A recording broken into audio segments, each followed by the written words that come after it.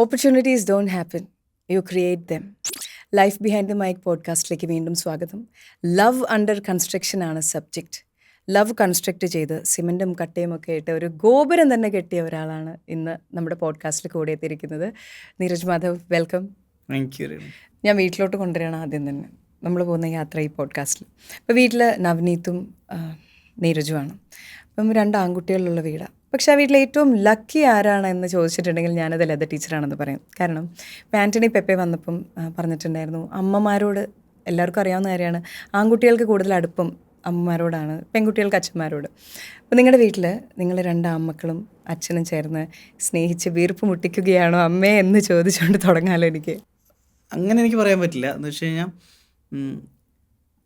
അമ്മയെ എനിക്ക് ചെറുപ്പത്തിൽ ഭയങ്കര അമ്മക്കുട്ടിയായിരുന്നു. ഈ പറയുന്ന പോലെ ഞാൻ ഇച്ചിരി വാശി കൂടുതലുള്ള കൂട്ടത്തിലായിരുന്നു. അപ്പം ഞാൻ പറഞ്ഞു കേട്ടിട്ടുണ്ട്, അമ്മ അതായത് ഒന്ന് കുളിക്കാൻ പോകാൻ പോലും സമ്മതിക്കാതെ അമ്മയെ കഷ്ടപ്പെടുത്തി, അമ്മ കുളിക്കണ്ടെന്ന് പറഞ്ഞിട്ട് അമ്മ കുളിച്ച് വരുന്നവരെ ബാത്റൂമിൻ്റെ ഫ്രണ്ടിൽ നിന്ന് കരയുമായിരുന്നു എന്നുള്ള, ലൈക്ക് 2 വയസ്സൊക്കെ ഉള്ളപ്പോൾ കേട്ടോ. അപ്പോൾ ഒരു 3-3.5 വയസ്സൊക്കെ കഴിഞ്ഞപ്പോഴേക്ക് പിന്നെ അങ്ങനെ ആ ഭയങ്കരമായിട്ടുള്ള ഒരു ബുദ്ധിമുട്ടിക്കൽ കുറഞ്ഞു. But I was not an easy kid. പക്ഷെ അനിയൻ ഭയങ്കര കുട്ടി എന്നുള്ള രീതി ഭയങ്കര പഞ്ചപാവമായിരുന്നു. എനിക്ക് ഓർമ്മയുണ്ട്, ഞങ്ങൾ തമ്മിലൊരു 5-6 ഇയേഴ്സിന് ഡിഫറൻസ് ഉണ്ട്. അപ്പം he was an easy kid. വലുതായി കഴിഞ്ഞപ്പം പിന്നെ നമുക്ക് ഒരു പോയിന്റിൽ ആസ് എ മെയിൽ അച്ഛനൊരു റോൾ മോഡലാവുന്നൊരു പോയിന്റ് ഉണ്ടല്ലോ. പിന്നെ നമ്മൾ ആസ്പയർ ചെയ്യുന്നത് അച്ഛനെ പോലെ ആവാനാണ്. അതായത് അച്ഛനെ പോലെ താടി വരണം. പ്രൊഫഷനൊന്നും നമ്മൾ അങ്ങനെ നോക്കുന്നില്ല. പക്ഷെ അച്ഛൻ്റെ qualities, because you are a boy and then you look up to him as an ideal figure. അപ്പോൾ അങ്ങനെ 2 ഉണ്ടായിട്ടുണ്ട്. പക്ഷേ ഒരു ആർട്ടിസ്റ്റിക് ഇൻക്ലിനേഷൻ, ഈ പറയുന്ന ഡാൻസ് അങ്ങനത്തെ പരിപാടിയിലേക്കൊക്കെ എൻ്റെ അമ്മ ക്ലാസിക്കൽ ഡാൻസറും കൂടെയാണ്. സ്കൂൾ ടീച്ചറാണ്. She teachers chemistry and all of that. But ഡാൻസും അങ്ങനെയുള്ള ഒരു സംഭവമൊക്കെ അമ്മയുടെ ഇൻഫ്ലുവൻസ് ആണ്. ബട്ട് അച്ഛനും ഉണ്ട്. അച്ഛൻ ഈസ് എ റൈറ്റർ. ഇപ്പം റിട്ടയർ ചെയ്തതിനു ശേഷം അച്ഛൻ 4 പുസ്തകം പബ്ലിഷ് ചെയ്തു. So he is been A writer. But veterinary doctor ആയിരുന്നു. അപ്പം റിട്ടയർ ചെയ്തതിന് ശേഷം അച്ഛന് ഫുൾ ഫ്ലെജ്ഡ് ആയിട്ട് എഴുത്തിലോട്ട് കയറി. അപ്പം ഒരുപാട് പുസ്തകങ്ങൾ അത്യാവശ്യം റിനൗൺഡ് ആയിട്ടുള്ള റൈറ്റേഴ്സൊക്കെയാണ് പബ്ലിഷ് ചെയ്യാനൊക്കെ വന്നിരുന്നത്. അപ്പം അച്ഛൻ്റെ ഒരു എഴുത്തിൻ്റെ ഇൻഫ്ലുവൻസും നമ്മളിൽ ഉണ്ടായിട്ടുണ്ട്. അപ്പോൾ 2 പേരും ഈക്വലി എന്താ പറയുക, കോൺട്രിബ്യൂട്ട് ചെയ്തിട്ടുണ്ട് എൻ്റെ ഒരു. ഞാൻ എപ്പോഴും ആൺകുട്ടികളുടെ റിലേഷൻഷിപ്സിനെ കുറിച്ച് ശ്രദ്ധിക്കാറുള്ള ഒരു കാര്യമുണ്ട്. ഇപ്പം നിങ്ങളെല്ലാവരും ആർട്ടുള്ളവരാണ്, അതുകൊണ്ട് കൂടുതൽ എക്സ്പ്രസീവ് ആയിരിക്കും എന്ന് ഞാൻ വിചാരിക്കുന്നു. ഇപ്പോൾ ഒരു പെൺകുട്ടി എപ്പോഴും, അപ്പോൾ എനിക്ക് എൻ്റെ ദേഷ്യം, സങ്കടം എല്ലാം ഞാൻ ഭയങ്കരമായിട്ട് എക്സ്പ്രസീവ് എൻ്റെ വീട്ടിൽ. അത് അമ്മയാണേലും അപ്പനാണേലും വളരെ എക്സ്പ്രസീവാണ്. പക്ഷേ എൻ്റെ ബ്രദർ ഭയങ്കര ഡിഫറെൻ്റ്. അപ്പോൾ അവനൊരു ആൺകുട്ടി ആയതുകൊണ്ട് തന്നെ ഈ എക്സ്പ്രസ് ചെയ്യുന്നത് ഭയങ്കര കുറവാണ്. പക്ഷെ അവൻ കല്യാണം കഴിച്ച് കുട്ടിയുടെ അടുത്ത് എക്സ്പ്രസ് ചെയ്യുമ്പോൾ അവന് ഒരു വിഷമമില്ല, സ്നേഹിക്കാനും കൊഞ്ചിക്കാനും ഒന്നും വിഷമമില്ല. അതുപോലെ തന്നെ ഈ പ്രണയത്തിൻ്റെ സമയം വരുമ്പോൾ ഇൻ ജനറൽ മെൻ ഞാൻ ശ്രദ്ധിക്കാറുണ്ട്, കുഞ്ഞു, വാവേ, കുട്ടു എല്ലാം പറയും. പക്ഷേ സ്വന്തം സഹോദരങ്ങളാണെങ്കിലും അപ്പനാണെങ്കിലും അമ്മയാണെങ്കിലും ഒക്കെ വളർന്നു വരുന്തോറും എക്സ്പ്രസ് ചെയ്യുന്നത് ഭയങ്കര കുറവാണ്. അതെന്താ അങ്ങനെയെന്ന് ഞാൻ എപ്പോഴും ചിന്തിക്കാറുണ്ട്. അതെന്താ അങ്ങനെയാണോ അല്ലേ? ഞാൻ അങ്ങനെയല്ല കേട്ടോ. ഒരുപക്ഷെ എൻ്റെ അനിയൻ കുറച്ചുകൂടെ അങ്ങനെ ആയിരിക്കും. Is more of N introvert than me. ഞാൻ കുറച്ചുകൂടെ എക്സ്ട്രോവേർട്ടാണ്. ഞാനൊരു ഇൻട്രോവേർട്ട് എക്സ്ട്രോവേർട്ടാണ്. എൻ്റെ കംഫർട്ട് സോണിൽ ഞാൻ ഭയങ്കര വാചാലനാവും. And if it requires me to talk, I can talk. ഇപ്പോൾ സാധാരണ ഒരു ചേട്ടൻ അനിയൻ എന്നൊക്കെ പറയുമ്പോൾ അവർ തമ്മിൽ ഉള്ള യുദ്ധങ്ങൾ ഇന്ത്യ പാകിസ്ഥാൻ പോലെയാണെന്ന് ഞാൻ കേട്ടിട്ടുണ്ട്. ഭയങ്കര സ്നേഹമാണ്. ഞങ്ങൾ തമ്മിൽ നല്ലോണം അടികൂടിയിട്ടുണ്ട്. കാരണം ഞങ്ങൾ തമ്മിൽ, ഞാൻ പറഞ്ഞല്ലോ, 6 വയസ്സിൻ്റെ ഏജ് ഗ്യാപ്പ് ഉണ്ട്. അവൻ്റെ കോളേജ് കാലഘട്ടത്തിന് ശേഷമാണ് ഞങ്ങൾ തമ്മിൽ ഒരു പ്രോപ്പർലി അലൈൻഡ് ആയത്. എന്ന് വെച്ച് കഴിഞ്ഞാൽ ഇന്ന് കണ്ടു കഴിഞ്ഞാൽ കടിച്ചു കയറുന്നുള്ളതല്ല കേട്ടോ. ബട്ട് ഇപ്പം നമ്മൾ യൂഷ്വലി നമ്മൾ ഇടപഴകുമ്പം എന്നെക്കാൾ 6 വയസ്സ് താഴെയുള്ള ഒരാളുമായിട്ട് നമ്മൾ ഹാങ് ഔട്ട് ചെയ്യുന്നത് ആ സമയത്ത് കുറവാണ്. ഇപ്പം I like to hang out with എന്താ പറയുക, ഞാൻ ജെൻസീനെയും ജെൻ ആൽഫേനെയും വരെ മനസ്സിലാക്കണം എന്ന് വിചാരിക്കുന്ന ആളാണ്. സോ എൻ്റെ ഒരു മെൻ്റൽ ഏജ് ഒരു 25-ന് ശേഷം പിന്നെ ഞാൻ വളർത്തിയിട്ടില്ല. 25 കൂടുതലല്ലേ? അത്ര എത്തിയോ മെൻ്റൽ ഏജ്? അല്ലേ? സത്യങ്ങൾ അതാ പറഞ്ഞത്. എനിക്ക് തോന്നുന്നു എൻ്റെ അടുത്ത് ഇപ്പോഴും പറയും ലൈക്ക് എൻ്റെ മെൻ്റൽ മെച്യൂരിറ്റി പറഞ്ഞ ഒരു കോളേജ് കാലഘട്ടത്തിൽ കിടക്കാം. പക്ഷെ അന്ന് ഈ പറയുന്ന പോലെ 10ാം ക്ലാസ്സും 5ാം ക്ലാസ്സും എന്ന് പറയുമ്പോൾ ഉള്ളൊരു വ്യത്യാസം ഉണ്ടല്ലോ. അപ്പം എനിക്ക് ഒരിക്കലും അവനുമായിട്ട് ഹാങ് ഔട്ട് ചെയ്യാൻ പറ്റില്ല. അപ്പം അതിൻ്റെ ഒരു ഗ്യാപ്പ് ഉണ്ടായിരുന്നു. അത് നമ്മൾ രണ്ടുപേരും അഡോളസൻസ് കഴിഞ്ഞപ്പോഴാണ് ഞങ്ങൾക്ക് കുറേയും കൂടെ ഒരു മറ്റേ സാധനം വൈബ് രണ്ടുപേരും തമ്മിൽ വൈബ് സെറ്റായത്. ഞാൻ +2 പഠിക്കുമ്പോൾ ഞാൻ ഈ സൂപ്പർ ഡാൻസ് എന്ന റിയാലിറ്റി ഷോയിൽ വന്നു. ഞാൻ ഓർക്കുന്നുണ്ട് അതിന്റെ ക്ലിപ്സ് ഒക്കെ റീസെന്റ് ഞാൻ കണ്ടിരുന്നു. അതെ അതെ അതെ അതെ അതെ. അപ്പോൾ അത് കഴിഞ്ഞിട്ട് അതിൻ്റെ ജൂനിയറിൽ അവനും സെലക്ഷൻ കിട്ടി. And then he got in to serial and cinema. അപ്പോൾ ഇവൻ ആസ് എ ചൈൽഡ് ആർട്ടിസ്റ്റ് ഒരു 7ാം ക്ലാസ്സൊക്കെ എത്തിയപ്പോഴേക്ക് തന്നെ ഇവൻ ഭയങ്കര പോപ്പുലർ ഫിഗർ. അപ്പോൾ പിന്നീട് അങ്ങോട്ട് ഇവൻ ഞാൻ കാണുന്നത് നമ്മള് ചുമ്മാ അങ്ങനെയല്ല പറയുന്നത്. പിന്നെ ഞാൻ കാണുന്നത് ഒരു താരമായിട്ടുള്ള കുട്ടി താരത്തെയാണ്. അപ്പോഴേക്കും ഞാൻ കോളേജിലോട്ട് പോയി. ഇവനൊരു 9th എഞ്ചിനീയറിംഗിന് കടന്നു. ചെന്നൈയിലോട്ട് പോയില്ലേ? എഞ്ചിനീയറിംഗ് അല്ല, വിഷ്വൽ കമ്മ്യൂണിക്കേഷൻ. ഞാൻ കലയുടെ പാതയിലാണെന്ന് ആദ്യമേ തീരുമാനിച്ചത്. എന്താണെന്നറിയോ, ഒരുപാട് ഇപ്പം നമ്മൾ യൂത്തന്മാരെ എടുത്തിട്ടുണ്ടെങ്കിലും എല്ലാവരോടും ചോദിച്ചു കഴിയുമ്പോൾ അപ്പം നമ്മൾ എന്താ പഠിച്ചു വന്ന നിവിനാണെങ്കിലും ടൊവിനോ ആണെങ്കിലും ലുക്മാൻ ആണെങ്കിലും എഞ്ചിനീയറിംഗ്. ഞാൻ എഞ്ചിനീയറിംഗിന് പോയ സിനിമക്കാരനല്ല. എനിക്ക് ആദ്യമേ ക്ലാരിറ്റി എൻ്റെ ഉള്ളിലുണ്ടായിരുന്നു. I was sure about which way I want to choose. അപ്പോൾ അത് വീട്ടുകാരെ ഞാൻ കൺവിൻസ് ചെയ്തിട്ട് ഞാൻ പോയി. അത് കഴിഞ്ഞ് അപ്പോൾ അതിൽ വെക്കേഷനിലൊക്കെ വരുമ്പോൾ ഇവൻ സീരിയലിലും സിനിമയിലും ഒക്കെ അഭിനയിച്ചുകൊണ്ടിരിക്കുക. മാണിക്കക്കല്ല് വളരെ പോപ്പുലർ ആണ്. മുടിയൊക്കെ ഇല്ലായിരുന്നു. അതെ, മറ്റേ മഷ്റൂം കട്ട്. പിന്നെ ലാലേട്ടൻ്റെ കൂടെ ഷിക്കാർ എന്ന് പറഞ്ഞ പടത്തിൽ അഭിനയിച്ചിട്ടുണ്ട്. മമ്മൂക്കയുടെ കുഞ്ഞനന്തൻ്റെ കട. അപ്പം ഞാൻ ആദ്യമായിട്ട് ലാലേട്ടനെയും മമ്മൂക്കയൊക്കെ അടുത്ത് കാണുന്നത് ഇവൻ്റെ ഷൂട്ടിംഗ് സെറ്റിൽ പോയിട്ടാണ്. അപ്പം ഇവനൊരു സ്റ്റാർ കിഡ് ആയിരുന്നു. നെപ്പോ ബ്രദർ. ഇതിൽ നെപ്പോ എന്ന് പറഞ്ഞാൽ വേറെ ആരെങ്കിലും ഇൻഫ്ലുവൻസിൽ വന്നാലാണല്ലോ നെപ്പോ ആവുള്ളൂ. നിങ്ങൾ അങ്ങനെ പറയുക, നമ്മൾ കാണുമ്പോ തന്നെ കഷ്ടപ്പെട്ട് ഓഡിഷൻ വഴി വന്നതാ. രണ്ടുപേരും കഷ്ടപ്പെട്ട് വന്നത്. അവൻ ഓഡിഷനൊക്കെ ഉണ്ടായിരുന്നു. ഈ നമ്മുടെ ഉള്ളിൽ ക്ലാരിറ്റി ഉണ്ടായിരുന്നല്ലോ, നമുക്കിത് വേണം എന്നുള്ളത്. അപ്പൊ ആ സമയത്ത് ഇവനാണല്ലോ ആദ്യം സ്റ്റാർ ആവണേ. നമ്മൾ ചേട്ടനാണ്, അവന് വേണ്ടി നമ്മൾ സന്തോഷിക്കണമെങ്കിലും ഇവിടെ നിന്ന് നേരത്തെ കയറിയില്ലേ എന്നൊരു ചിന്ത മനസ്സിൽ കൂടെ പോയോ? ഇല്ല, അവൻ കുട്ടി ആണല്ലോ, എൻ്റെ കണ്ടംപററി അല്ലല്ലോ. നമ്മൾ കണ്ടംപററി ആകുമ്പോഴല്ലേ നമുക്കൊരു കോമ്പറ്റീറ്റീവ് സ്പിരിറ്റ് വരുള്ളൂ. അപ്പം ഞാനവന് 1 വയസ്സിൻ്റെ വ്യത്യാസമാണെങ്കിൽ ചിലപ്പോൾ എനിക്ക് ഫോം പഠിച്ചേരാം. ഇത് കുഞ്ഞു പേരായതുകൊണ്ട് നമുക്ക് ആ പ്രശ്നമില്ല. അപ്പം ഞാൻ അവൻ്റെ കൂടെ പോയിട്ട് ഇങ്ങനെ സിനിമ സെറ്റിലൊക്കെ കണ്ട് എന്തെങ്കിലും സിനിമയിൽ. അപ്പം എനിക്ക് അന്നേരം സംവിധാനമാണ് താല്പര്യം, എഴുത്തും ഡയറക്ഷനും. അപ്പം ഞാൻ അഭിനയിക്കുന്നതിനെ പറ്റി അങ്ങനെ ആലോചിക്കുന്നില്ല. അപ്പം എന്താ പറയുക, ഈ ഒരു എക്സ്പോഷറൊക്കെ കിട്ടിക്കഴിഞ്ഞ് പിന്നെ ഞാൻ എൻ്റെ കോളേജ് കഴിഞ്ഞിട്ട് ഞാൻ സംവിധാനമൊക്കെ ചെയ്യുന്നിരിക്കുമ്പോഴാണ് യാദൃശ്യമായ ഒരു ഓഡീഷന് പോയി അറ്റൻഡ് ചെയ്തിട്ട് ആദ്യത്തെ പടത്തിൽ അഭിനയിക്കുന്നത്. പിന്നെ തിരിഞ്ഞു നോക്കിയിട്ടില്ല. 3ാമത്തെ പടത്തിന് ശേഷമാണ് തിരിഞ്ഞു നോക്കേണ്ടി വരാതിരുന്നത്. അപ്പം അനിയൻ ഇങ്ങനെ നിങ്ങൾ തമ്മിലൊരു 6 years ഗ്യാപ്പാണല്ലോ. അപ്പം നീരജ് ചെറുപ്പം തൊട്ടേ അമ്മക്കുട്ടി ആയിരുന്നല്ലോ. നമ്മൾ ഒരു ബ്രദർ സിബ്ലിങ് വരുമ്പോൾ എനിക്കൊന്നും ഓർമ്മയിലിരിക്കും. ഞാനും അവനും തമ്മിൽ 2.5 വയസ്സിൻ്റെ വ്യത്യാസമുള്ള എൻ്റെ അനിയനും. ഞാൻ അവന് ചോറ് വരെ കൊടുത്തതൊക്കെയാണ് ഓർമ്മ. പക്ഷേ എനിക്ക് അവൻ വരണതോ ആ വ്യത്യാസം അറിയില്ല. 6 yearsലൊക്കെ എന്ന് പറഞ്ഞാൽ ഒരാൾ വരുമ്പോഴത്തേനും നമുക്കറിയാം വേറൊരാളും കൂടെ സ്നേഹം പങ്കുവയ്ക്കാൻ വേണ്ടിയിട്ട് വരുന്നുണ്ട് ജീവിതത്തിലേക്കെന്ന്. ആ ഒരു കണ്ണിക്കൂടെയാണോ കണ്ടേ, അയ്യോ സ്നേഹിക്കാൻ ഒരാളെ കൂടി കിട്ടിയില്ലോ എന്നുള്ളൊരു ആറ്റിറ്റ്യൂഡായിരുന്നോ? അതോ? എനിക്ക് ഓർമ്മയുള്ളത് ഞാൻ 2ാം ക്ലാസ്സിൽ പഠിക്കുമ്പം ഇവൻ അനിയനുണ്ടായി എന്ന് പറഞ്ഞിട്ട് എന്നെ കാണിക്കാൻ കൊണ്ടുപോവാണ്.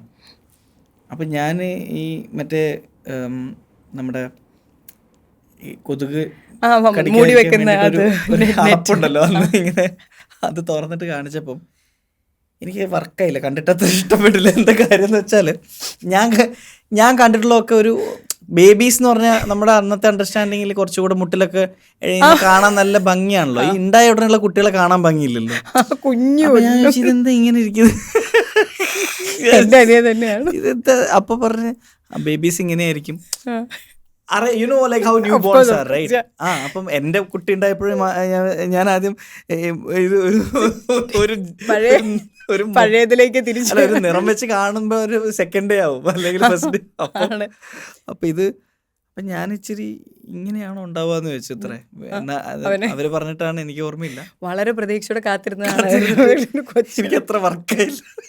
അപ്പൊ അങ്ങനെ പക്ഷെ എനിക്ക് ഭയങ്കര ഞാൻ അവന് വിളിപ്പേര് കുഞ്ഞൂട്ടൻ അങ്ങനെ കുഞ്ഞു എന്നാ എപ്പോഴും വീട്ടിൽ വിളിക്കും.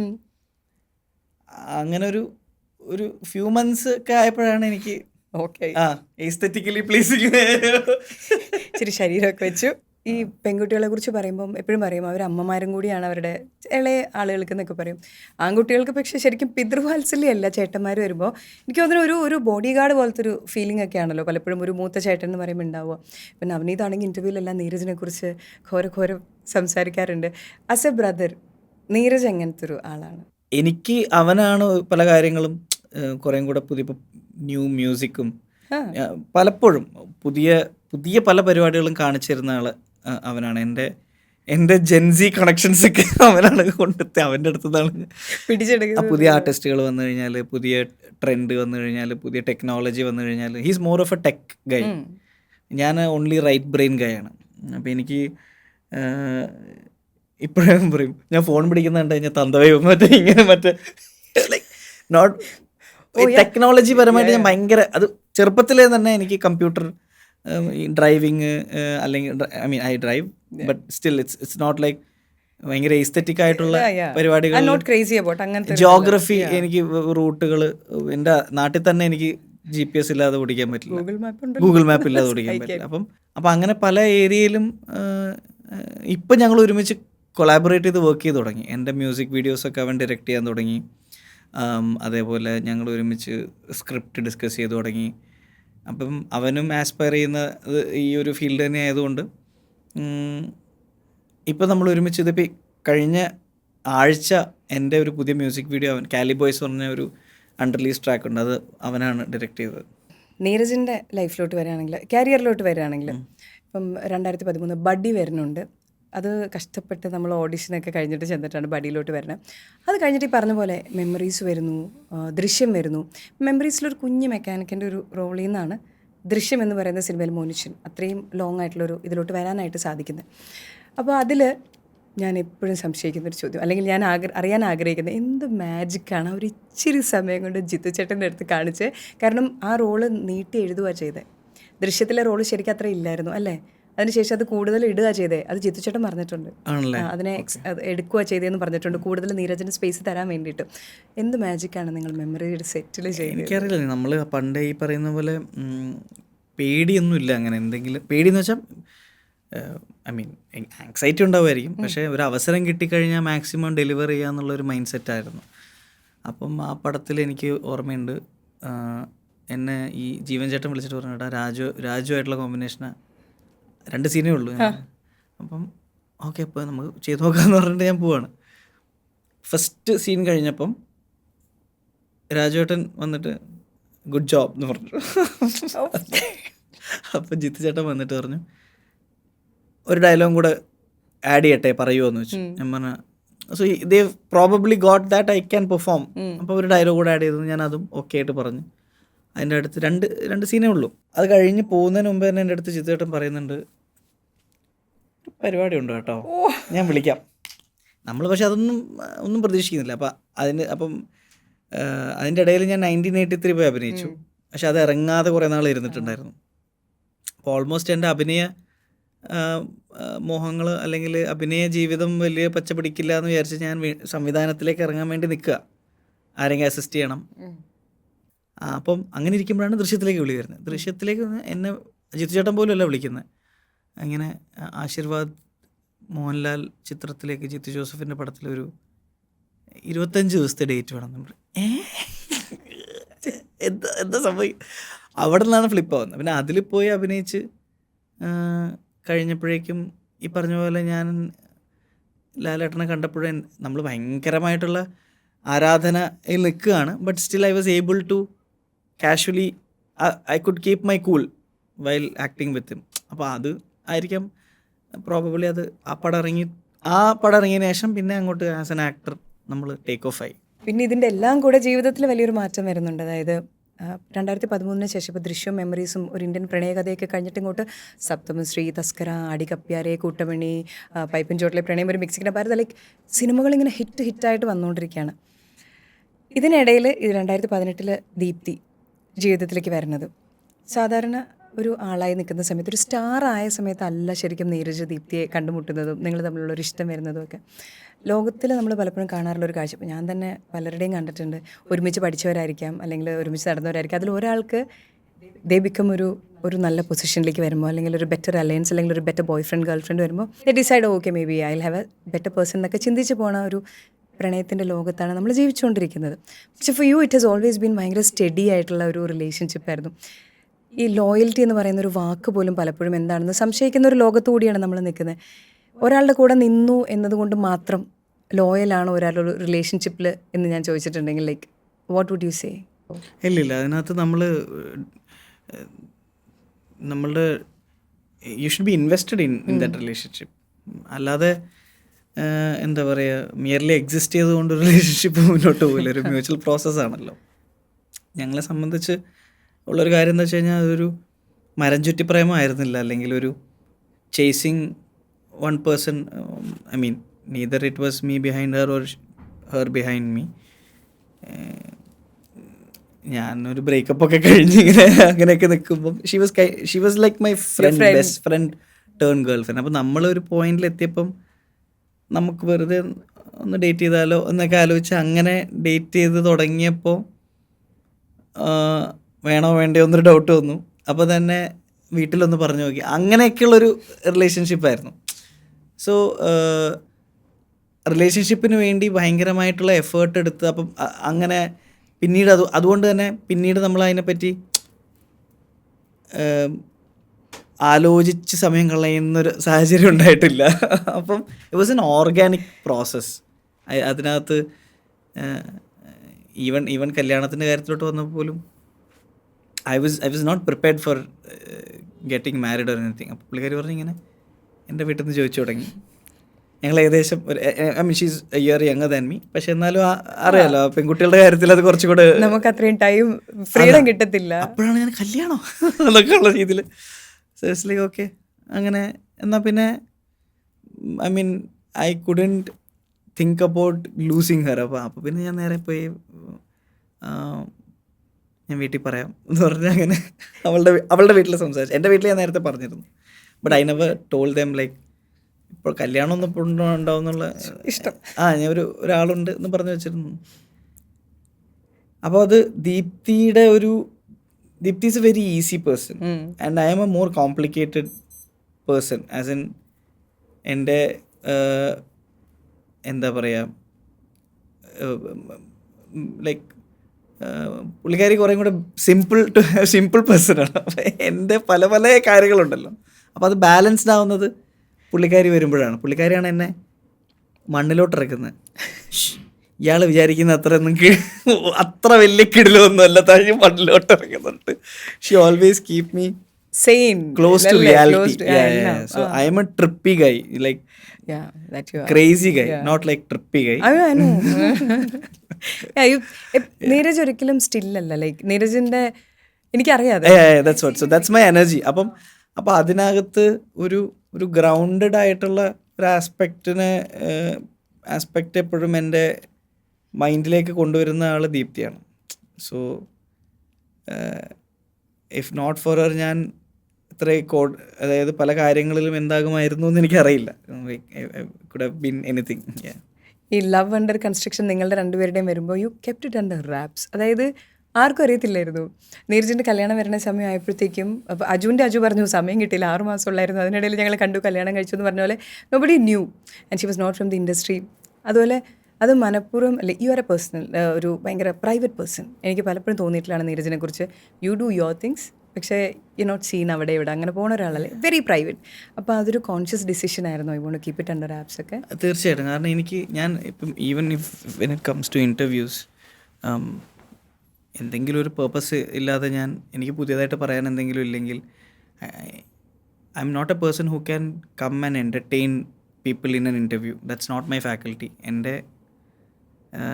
എൻ്റെ കഴിവുകൾ എൻ്റെ ആർട്ടിലൂടെ പറയട്ടെ എന്നുള്ളതാണ്. അപ്പം എനിക്ക് എന്തെങ്കിലും പുതിയതായിട്ട് പറയാനുണ്ടെങ്കിലാണ് ഞാനൊരു പബ്ലിക് പ്ലാറ്റ്ഫോമിൽ വരുള്ളൂ എന്നുള്ളതാണ് എൻ്റെ ഒരു ഐഡിയ. അപ്പം എൻ്റെ പ്രൈവറ്റ് ലൈഫ് പ്രൈവറ്റായിട്ട്, ഇപ്പോൾ ഈവൻ മകളുടെ കാര്യത്തിലാണെങ്കിൽ അവളെ ഒരുപാട് ഫോട്ടോസൊന്നും ഞാൻ അങ്ങനെ ഐ മീൻ ലെറ്റർ ഹാവ്, അവൾക്ക് ഇഷ്ടമാണോന്ന് പോലും നമുക്കറിയില്ലല്ലോ. അപ്പം കല്യാണത്തിൻ്റെ കാര്യം അല്ല, ഞാനത് മനഃപൂർവ്വം ഒളിപ്പിച്ച് വെച്ചതാണോ എന്ന് ചോദിച്ചാൽ അതന്നെ ലൈക്ക് ഡിസൈഡ്. ഇല്ല, ഒളിപ്പിച്ച് അല്ല, വെച്ചിട്ടൊന്നുമില്ല. പ്രണയം, കല്യാണം അല്ല. ഒന്നാമത് ഡേറ്റ് ചെയ്യുന്ന സമയത്തൊന്നും കല്യാണത്തെ പറ്റി ഞാൻ ചിന്തിക്കുന്ന പോലുമില്ല. അതിനുള്ളതൊന്നും ഒരു മെച്ചൂരിറ്റി നമുക്കില്ല. നമ്മൾ okay I have A girl friend, ആ ഒരു അത്രേ നമ്മൾ ചിന്തിക്കുന്നുള്ളൂ. പിന്നീട് കല്യാണം വരുമ്പോൾ ഒബ്വിയസ്ലി അത് പബ്ലിക് ആവുന്നു. അതിൻ്റെ കോമഡിയൊക്കെ ഉണ്ട്. ഞാൻ ഏതൊരു പ്രസിദ്ധീകരണത്തിൽ ഞങ്ങളുടെ കവർ ഫോട്ടോ പ്ലാൻ വന്നു. എന്നിട്ട് അതിൻ്റെ ഇൻ്റർവ്യൂവർ വന്നിട്ട് വെച്ചു, നിങ്ങൾ തമ്മിൽ എത്ര വർഷമായിട്ടുള്ള പ്രേമമാണ്? ഞാൻ പറഞ്ഞു ഐ തിങ്ക് ഞങ്ങൾ 3 years എങ്ങാണ്ട് ഡേറ്റ് ചെയ്തിട്ടുള്ളൂ. അപ്പം അല്ല, നിങ്ങൾ ആദ്യം കണ്ടത് എപ്പോഴാണെന്ന് ചോദിച്ചു. അപ്പം ഞങ്ങളത് ഫസ്റ്റ് ഒരിക്കൽ പരസ്പരം ഒന്ന് കണ്ടിട്ടുണ്ട്, but nothing happen then. Okay. പിന്നീട് നേരെ കാണുന്ന 8 വർഷത്തെ പ്രണയം. അപ്പം എൻ്റെ എക്സൊക്കെ മെസ്സേജ്, എടോ താൻ എന്നെ ഡേറ്റ് ചെയ്തോണ്ടിരിക്കുമ്പോൾ പണ്ട് എനിക്കറിയായിരുന്നു എന്നൊക്കെ പറഞ്ഞ പോലെ. അപ്പോൾ ഇതുകൊണ്ടാണ് ഞാൻ പറയാത്ത, മനസ്സിലായില്ലേ? അപ്പം അന്ന് ഈ കുടിപ്പും തൊങ്ങലും ഉണ്ടല്ലോ. So basically yeah. അപ്പം അത് എനിക്ക് ആ പ്രൈവറ്റ് ലൈഫിനെ പറ്റി അതല്ലല്ലോ എന്നെ ഡിഫൈൻ ചെയ്യുന്നത്. My work and let my work speak and not my personal life.